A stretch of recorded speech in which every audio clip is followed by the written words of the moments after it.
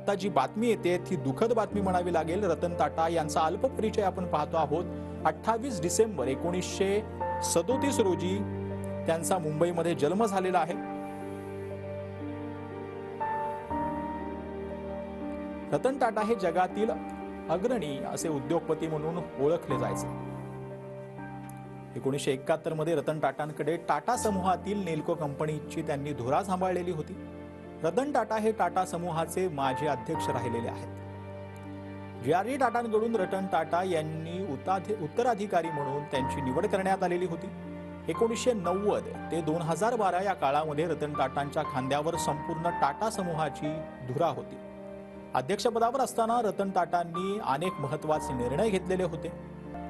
भारत सरकारकडून रतन टाटा यांना 2000 साली पद्मभूषण पुरस्कार जो आहे तो देऊन त्यांना सन्मानित करण्यात आलेला होता।